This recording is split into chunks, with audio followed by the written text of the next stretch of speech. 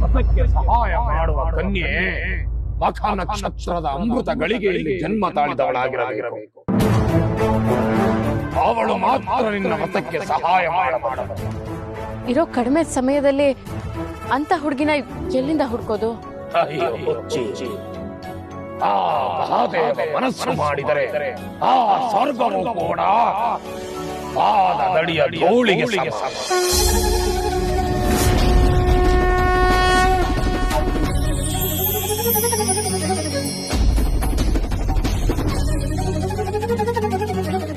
ತಾಯಿ ಪ್ರೇತರಾಜೇಶ್ವರಿ, ಮಖ ನಕ್ಷತ್ರದ ಅಮೃತಗಳಿಗೆ ಹುಟ್ಟಿರುವ ಆ ಮಾನವ ಕನ್ಯೆ ಎಲ್ಲಿರುವಳು ಎಂದು ತೋರಿಸು ತಾಯಿ, ತೋರಿಸು.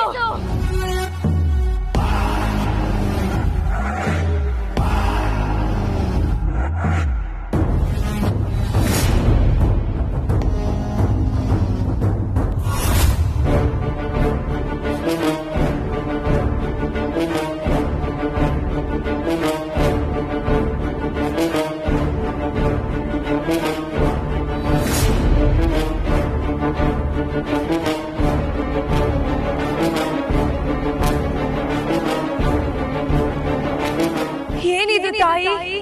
ಈ ಪುಷ್ಪವನ್ನು ತೋರಿಸಿ ಏನು ಹೇಳುತ್ತಿರುವೆ ನೀನು?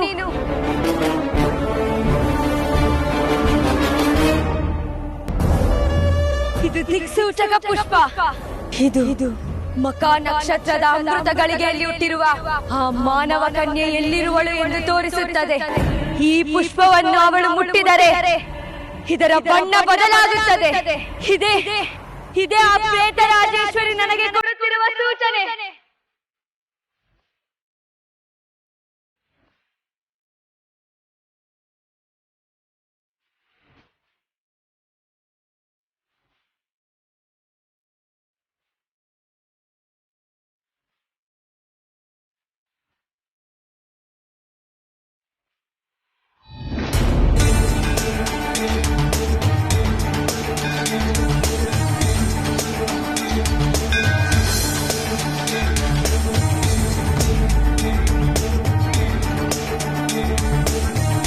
ಸ್ವಾಮಿಗಳೇ, ನಾಗಮಣಿ ಶಕ್ತಿ ಕುಂದಿರೋದಕ್ಕೂ ನೀವ್ ನನ್ನನ್ನ ಇಲ್ಲಕ್ ಕರ್ಕೊಂಡ್ ಬಂದಿರೋದಕ್ಕೂ ಏನ್ ಸಂಬಂಧ? ಏನೋ ವ್ರತ ಮಾಡ್ಬೇಕು ಅಂತ ಹೇಳಿ ಇಲ್ಲಕ್ ಕರ್ಕೊಂಡ್ ಬಂದಿದ್ದೀರಲ್ಲ? ಜೈ ಭೋಲೆನಾಥ. 125 ಸಂವತ್ಸರಗಳ ಭೂಲೋಕದ ಈ ಅಲೆದಾಟಕ್ಕೆ ಜಂಜಾಟಕ್ಕೆ ಮುಕ್ತಿ ಇಲ್ಲವೇ ತಂದೆ. ಕ್ಷುದ್ರಲೋಕದ ಪ್ರೇತ ಶಕ್ತಿಯ ಶಾಪಕ್ಕೆ ನಾಗಲೋಕವು ನಾಶವಾಗುತ್ತಿರುವುದು ಕಾಣುತ್ತಿಲ್ಲವೇ ತಂದೆ? ಕಾಣುತ್ತಿಲ್ಲವೇ? ಸ್ವಾಮಿಗಳೇ, ಏನ್ ಮಾತಾಡ್ತಾ ಇದೀರಾ ನೀವು? ನಾನೇನೋ ಕೇಳ್ತಿದ್ರೆ ನೀವೇನೋ ಹೇಳ್ತಾ ಇದ್ದೀರಲ್ಲ? ಶಿವ, ನಾಗಮಣಿಗೋಸ್ಕರ ಭೂಲೋಕದಲ್ಲಿ ಕ್ಷುದ್ರ ಶಕ್ತಿಗಳು ಪ್ರಯತ್ನ ಪಡುತ್ತಿದ್ದಾರೆ. ಆದರೆ ಈಗ ಬೇರೆ ಲೋಕದ ಕ್ಷುದ್ರ ಶಕ್ತಿಗಳು ಕೂಡ ಪ್ರಯತ್ನ ಪಡುತ್ತಿದ್ದಾರೆ ಎಂದು ನನ್ನ ಮನಸ್ಸು ಕೂಗಿ ಕೂಗಿ ಹೇಳುತ್ತಿದೆ.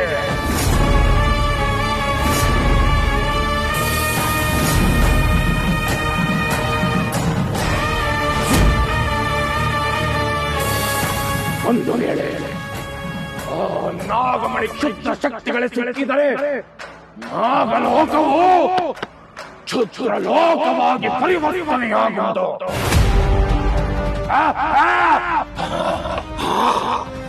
ಅದೆಂದಿಗೂ ಆಗಬಾರದು, ಆಗಕೂಡದು. ಕ್ಷುದ್ರ ಶಕ್ತಿಗಳಿಗೆ ನಾಗಮಣಿ ಕೈ ಸೇರದಂತೆ ತಡೆಯುವ ಶಕ್ತಿ ಏನಾಗಿದೆ?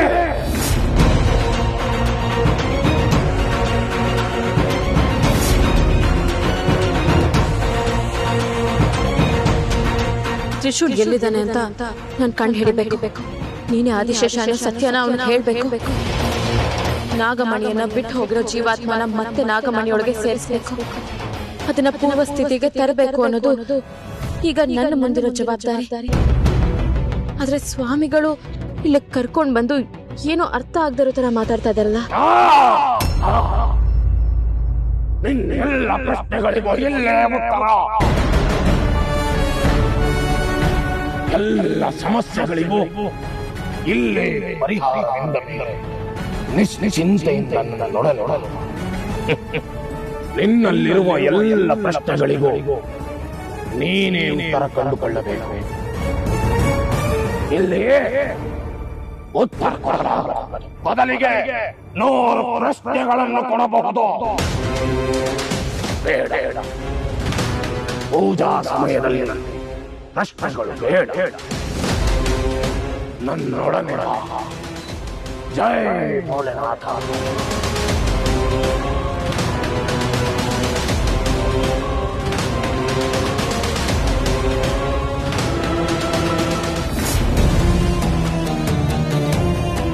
ಪ್ರೇತರಾಜೇಶ್ವರಿ, ಈ ದಿಕ್ಸೂಚಿ ಪುಷ್ಪ ತೋರಿಸೋ ದಾರಿಯಲ್ಲೇ ನಡೆದು ಬರ್ತಾ ಇದ್ದೇನೆ. ದಿಕ್ಕು ತಪ್ಪದ ಹಾಗೆ ಗಾಳಿ ಸಹಾಯಕ್ಕೆ ನಿಂತಿದೆ. ಎಲ್ಲವೂ ನಿನ್ನ ಆಶೀರ್ವಾದ ತಾಯಿ. ಆದಷ್ಟು ಬೇಗ ಮಕಾ ನಕ್ಷತ್ರದ ಅಮೃತ ಗಳಿಗೆಯಲ್ಲಿ ಹುಟ್ಟಿದ ಆ ಮಾನವ ಕಣ್ಣಿಗೆ ನನ್ನ ಕಣ್ಣಿಗೆ ಬೀಳೋ ಹಾಗೆ ಮಾಡು.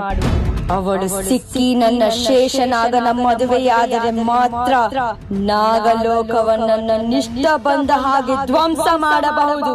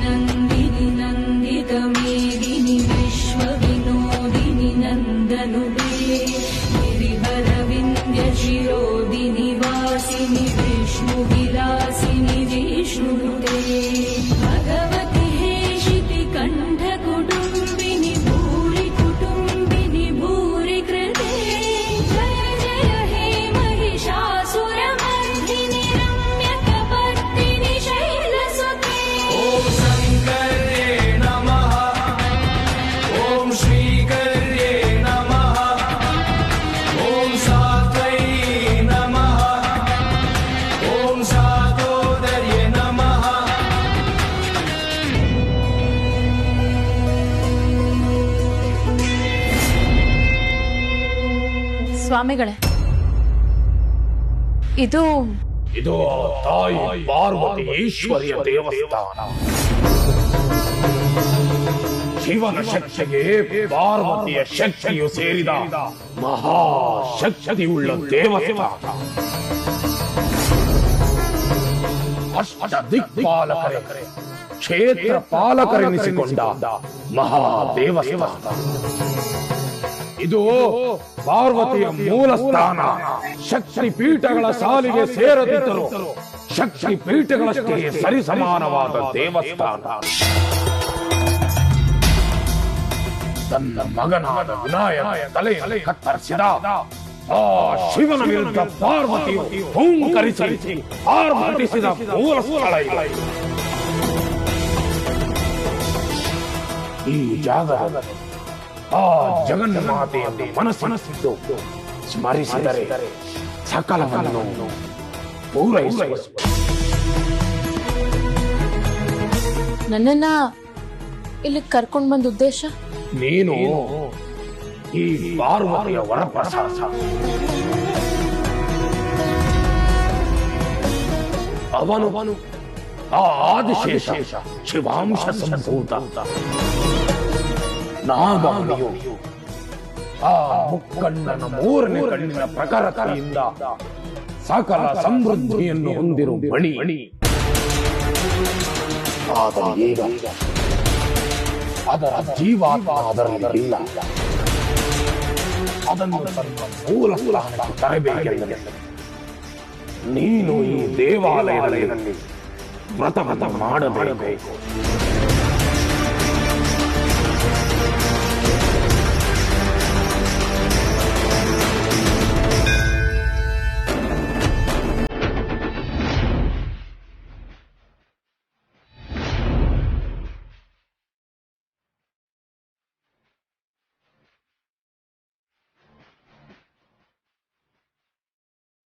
ಏನಿದು ದಿಕ್ಸೂಚಕ ಪುಷ್ಪ ದೇವಸ್ಥಾನದ ಕಡೆಗೆ ಬಂದಿದೆಯಲ್ಲ?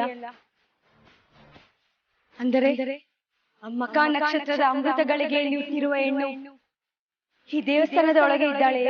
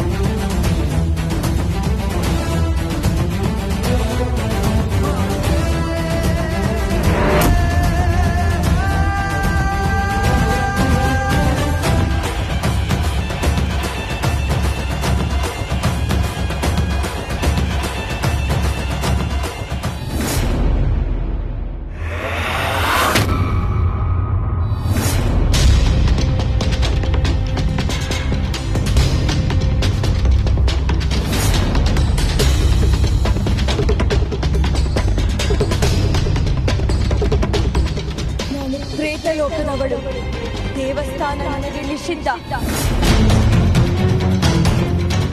ಆದರೆ ಆ ದೇವಸ್ಥಾನ ಒಳಗೆ ಇರುವ ಆ ಮಾನವ ಕನ್ಯೆಯನ್ನು ನೋಡುವುದಾದರೆ ಹೇಗೆ?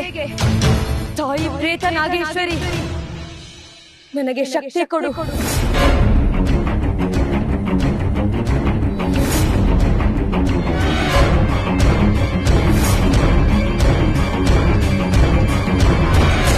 ನಾನು ಹುಡುಕಿ ಬಂದ ಆ ಮಾನವ ಕನ್ಯೆ ಯಾರು ಎಂದು ಹೇಗೆ ತಿಳಿಯಲಿ ನಾನು?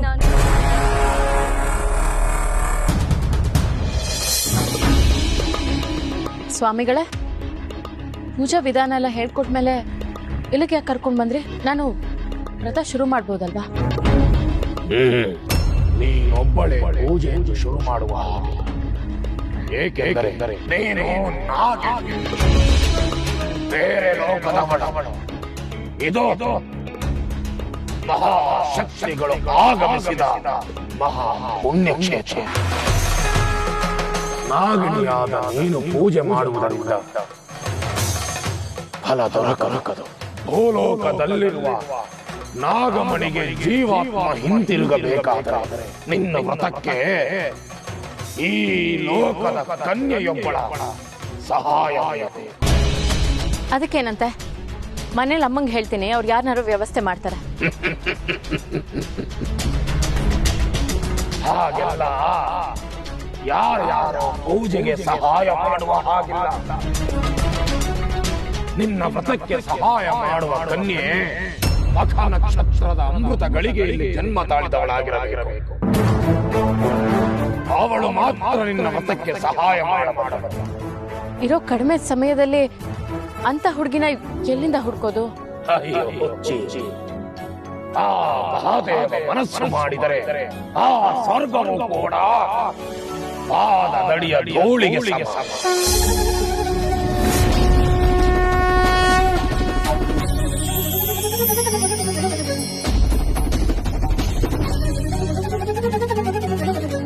ಅಂಥದರಲ್ಲಿ ನಿನ್ನ ಮತಕ್ಕೆ ಕನ್ಯೆಯೊಬ್ಬಳು ಸಿಗುವುದು ಕಷ್ಟದ ಮಾತೆ.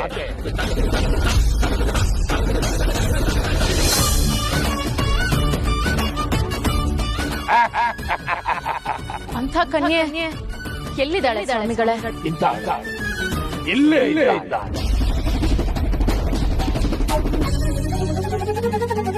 ಈ ತಾಯಿ ಪಾರ್ವತಿಯ ಸನ್ನಿಧಿಯಲ್ಲೇ ಇದ್ದಾಳೆ.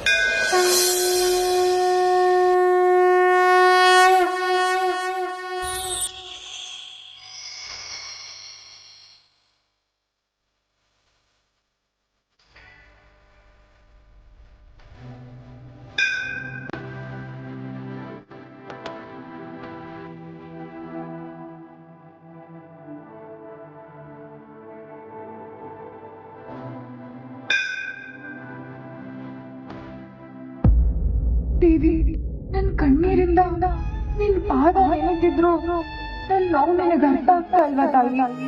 ನೀನು ಸೌಭಾಗ್ಯದ ಪ್ರತೀಕ. ನಾನು ನೀನಲ್ಲಿ ಬೇಡೋದು ಒಂದೇ, ನನ್ ಹಣೆಯಲ್ಲಿ ಉಳಿಯೋ ಕುಂಕುಮ ಆಶೀರ್ವಾದ ಮಾಡು ತಾಯಿ. ನಿನ್ ಪಾದಕ್ಕೆ ಹಣೆ ಇಟ್ಟು ಪೂರ್ತಿ ಜನ್ಮ ಕಳೆದ್ಬಿಡ್ತೀನಿ.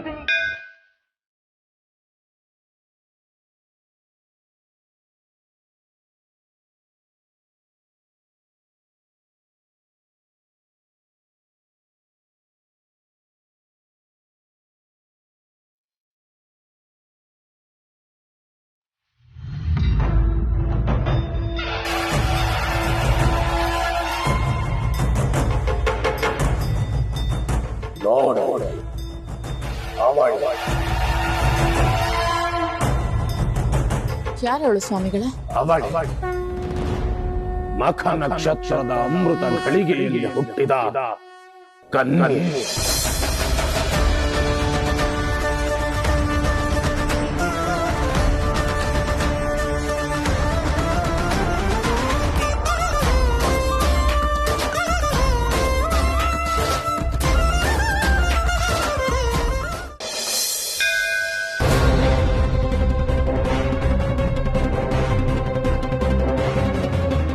ಮಖ ನಕ್ಷತ್ರದ ಅಮೃತ ಗಳಿಗೆಯಲ್ಲಿ ಹುಟ್ಟಿರುವ ಮಾನವ ಕನ್ಯೆ ದೇವಸ್ಥಾನದ ಒಳಗಿದ್ದಾಳೆ. ಆದರೆ ನಾನು ಒಳಗೆ ಹೋಗುವಾಗಿಲ್ಲ. ಅಷ್ಟು ಜನರಲ್ಲಿ ಯಾರು ಯಾರು ಆ ಕನ್ಯೆ? ನಾನು ಒಳಗೆ ಹೋಗದೆ ಅವಳನ್ನು ಗುರುತಿಸುವುದು ಹೇಗೆ?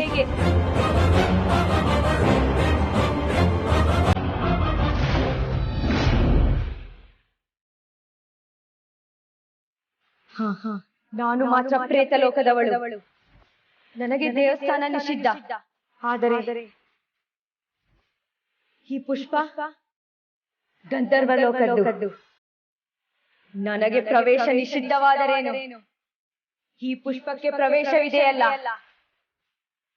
ಹೋಗು, ದಿಕ್ಸೂಚಕ ಪುಷ್ಪವೇ, ಆ ಕನ್ಯೆ ಯಾರೆಂದು ನನಗೆ ತೋರಿಸು.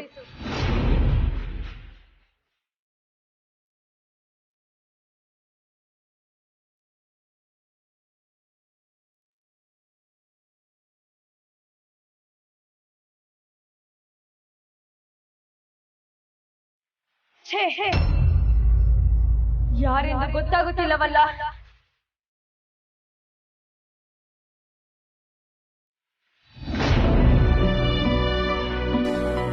ನನಗೆ ಅರ್ಥ ಆಗ್ತಿಲ್ಲ ಸ್ವಾಮಿಗಳೇ. ಮೊದಲು ನಾನು ವ್ರತ ಮಾಡಬೇಕು ಅಂತ ಹೇಳಿದ್ರಿ, ಅದಕ್ಕೆ ಒಬ್ಬ ಮನುಷ್ಯ ಕನ್ಯೆಯ ಸಹಾಯ ಬೇಕು ಅಂತ ಹೇಳಿದ್ರಿ. ಆ ಜಾತಕದವಳು ಎಲ್ಲಿದ್ದಾಳೆ ಅಂತ ಕೇಳಿದಾಗ ಆ ಹುಡುಗಿ ಕಡೆ ಕೈ ತೋರಿಸಿದ್ರೆ, ಈಗ ಅವಳು ಯಾರು ಅಂತ ಕೇಳಿದ್ರೆ ನೀವ್ ಯಾಕೇನು ಉತ್ತರ ಕೊಡ್ತಿಲ್ಲ? ಉತ್ತರ ಈ ಭೂಲೋಕದ ಈ ಮಾನವ ಕನ್ಯೆ ನಿನ್ನ ಪ್ರಶ್ನೆಗೆ ಉತ್ತರ. ಮಖ ನಕ್ಷತ್ರದ ಅಮೃತ ಗಳಿಗೆಯಲ್ಲಿ ಜನ್ಮವೆತ್ತಿರುವ ಇವಳು ದೈವ ನಿಷ್ಠೆಯುಳ್ಳವಳು, ಮಹಾ ದೈವತೆ. ನಾಗಲೋಕದವಳಾದ ನೀನು ಈ ಸುಮಂಗಲಿ ವ್ರತವನ್ನು ಮಾಡಬೇಕೆಂದರೆ ಈ ಮಾನವ ಕನ್ಯೆಯ ಸಹಾಯ ಬೇಕೇ ಬೇಕು. ನಿನ್ನ ವ್ರತವು ಪೂರ್ತಿಯಾಗಿ ನನಗೆ ಫಲ ಕೊಡಬೇಕೆಂದರೆ ಇವಳ ಸಹಾಯ ಅತ್ಯವಶ್ಯಕ. ನೀನು ಮಾಡಬೇಕಾಗಿರುವ ವ್ರತ ಮಹಾ ಕಠಿಣ ವ್ರತ, ಸಾಮಾನ್ಯ ಮನುಷ್ಯರು ಮಾಡಲು ಸಾಧ್ಯವಾಗದಿರುವ ವ್ರತ. ಪುರಾಣದಲ್ಲಿ ಗಿರಿಜಾದೇವಿ, ಸತಿದೇವಿ, ಸಚಿದೇವಿ ಮಾಡಿದ ವ್ರತ. ಭೂಲೋಕದಲ್ಲಿ ಕೆಲವು ಮಂದಿ ಮಾಡಿರುವಂತಹ ವ್ರತ. ಸಾಮಾನ್ಯರೆಂದುಕೊಂಡು ಅಸಾಮಾನ್ಯರು ಮಾಡುವಂತಹ ವ್ರತ. ಒಂದೊಂದು ನೆನಪಿನಲ್ಲಿಟ್ಟುಕೋ. ನಾಗಮಣಿಯ ಚೈತನ್ಯ ಶಕ್ತಿ ಜೀವಾತ್ಮವು ನಾಗಮಣಿಗೆ ಸೇರದೆ ಹೋದರೆ ನಾಗಲೋಕದ ನಾಶವಾಗುತ್ತದೆ. ಈ ವಿಷಯವೇನಾದರೂ ಕ್ಷುದ್ರ ಶಕ್ತಿಗಳಿಗೆ ತಿಳಿದರೆ ಅವರು ನಾಗಮಣಿಗೆ ಜೀವ ತುಂಬುವ ಕೆಲಸ ಮಾಡುತ್ತಾರೆ.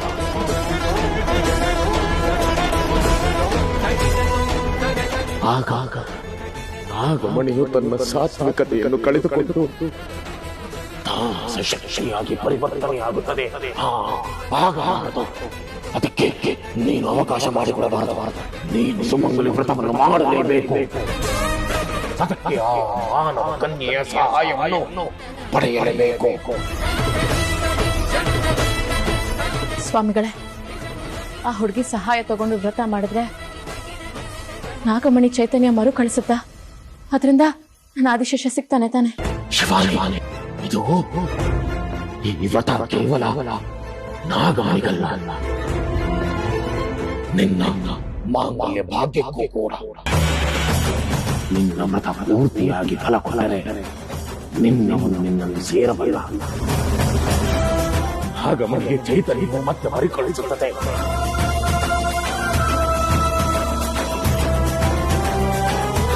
ಸರಿ ಸ್ವಾಮಿಗಳೇ, ಹಾಗಾದ್ರೆ ಈಗ ನಾನು ಮಾಡ್ಬೇಕಾಗಿರೋ ಕೆಲಸ ಆ ಮಖ ನಕ್ಷತ್ರದ ಅಮೃತ ಗಳಿಗೆಯಲ್ಲಿ ಹುಟ್ಟಿರುವ ಆ ಕನ್ಯೆಯ ಸಹಾಯವನ್ನು ಪಡೆದುಕೋ. ಅವಳ ಮನಸ್ಸನ್ನು ಗೆದ್ದು ನಿನಗೆ ಸಹಾಯ ಮಾಡುವ ಹಾಗೆ ಮಾಡಿಕೊಡು. ಹಾಗಾದರೆ ಮಾತ್ರ ಆ ಭೋಲೆನಾಥನ ನಾಗಮಣಿ ನಾಗಲೋಕಕ್ಕೆ ಸೇರುತ್ತದೆ. ನಿನ್ನ ಆದಿಶೇಷ ನಿನಗೆ ಸೇರುತ್ತಾನೆ.